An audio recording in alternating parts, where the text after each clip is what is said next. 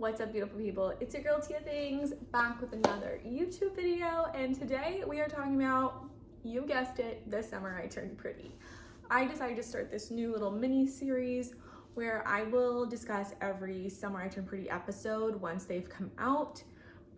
You guys can also follow me on Instagram and especially my TikTok for more videos like these and thoughts on the season. For those of you who don't know, the Summer I Turned Pretty season 2 came out mid-July. I have been obsessed with the book series pretty much since it initially came out. I think I was like 11 or 12 when I first read it, and I've reread the book series at least once a year since then, so for a very long time. And I have been just kind of dying to see how they were going to do season 2. It came out and there's just so much to talk about. So in this first episode, I'm going to talk about the first 3 episodes because they came out together in a bundle. And then I'll do next videos for episode 4 and 5, which are already out. I'll probably just do one to talk about both those episodes. And then I will be up to date because the next episode comes out tonight or tomorrow morning. They usually come out, I'm in Canada, I usually get them Thursday nights and actually usually watch them Thursday nights. So I will try to get these up every Friday. And like I said, there will be like mini versions of this on my TikTok and Instagram, Tia Things, so you guys can check both of those out. So episode 1, 2, and 3 came out mid-July, highly anticipated, obviously, following the first highly successful season of The Summer I Turned Pretty. I have to say, I already am just so happy with how they've done it. From season 1, we knew that they were staying pretty close to the books in a lot of the ways that mattered most. And at the same time, very skillfully doing updates that really modernize the story, things like Jer's sexuality or added characters, all of that. So I really like how they've done the updates so far. That was from season 1. Season 2 started, episode 1 and like annihilated me.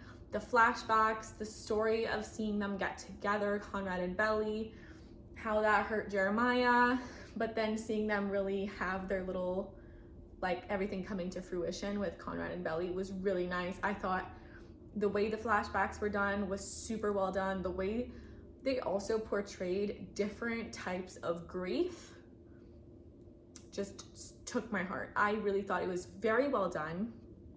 We were quickly removed from like a teenage cutesy summer romance. Like we were in a serious topics, serious feelings,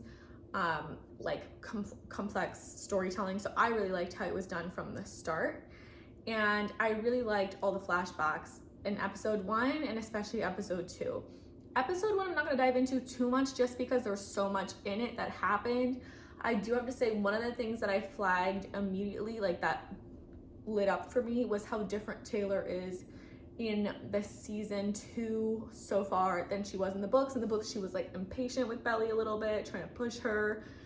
In the TV series, she's still pushing her to like get back out there, but not as like, I would say immaturely. Like she's very mature about it so far in season 2. So I'm happy about that because that made me like kind of irk where Taylor was involved in the books. So I'm really happy about that. The only other thing that I kind of wish that they had shown more of, which I don't know if we'll get more of it, we probably will, but is Laurel grieving. We didn't see too much of it. We just saw like moments where she clearly was kind of frazzled or out of it or didn't want to talk about Susanna or things like that, but you didn't necessarily see like an in-depth of how she was over the last couple months and how she was there for the boys or how things went. So that was something I hope we see more of for sure. In episode 2, where she meets up with Jer, oh my god, I don't know about you guys, I think everyone was holding their breath to see how that was gonna go. You're also waiting to see how they were gonna translate the funeral scene to being on screen. So we got all of that. I loved that Jer was mad at her because I think he has a right to be mad at her. I thought he was totally tossed aside last season at the end. And in episode 1, it was very like, oh, I told him it was done.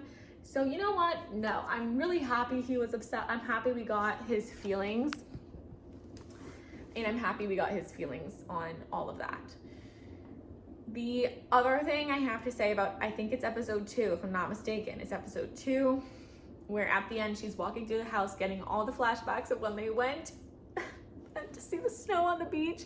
And if your heart didn't shatter knowing that that was like a beautiful moment before it all crumbled, oh my God, it was so hard but awesome to watch. And then like the way they did it as she's walking through the house, the different memories hitting while she's hearing their voices. And right at the end, you get like this amazing moment followed by Conrad seeing her and being like, why are you here? I thought that was so well done. Oh my God, so well done.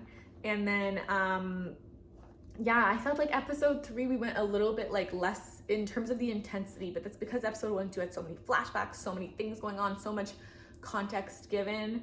Like they're basically filling in months worth of information into 2 episodes, 3-ish. I thought it was really interesting to meet the aunt, Julia. I wasn't sure how they were going to be doing this whole house selling thing versus the books, how they do it in the books. They introduced obviously Sky, who's an entirely brand new character, so you just have no idea how that's going to go or how their character is going to develop or affect the story. That's new for everyone, whether you've been a fan of the book for a long time or not. And I thought that that was really, really well done. So overall, episode 1 and 2 really like propelled you into falling in love and being obsessed and wanting to know what's happening. And then episode 3 took you into a few more of the details, added context, added some kind of layers. And then you're just waiting to see what the heck's gonna happen. And we have to wait a week for the next episode. So I'm gonna do another video now of episode 4 and 5 because they are already out. And you can go right to that one because I'm going to put it up right away to see my thoughts on those episodes.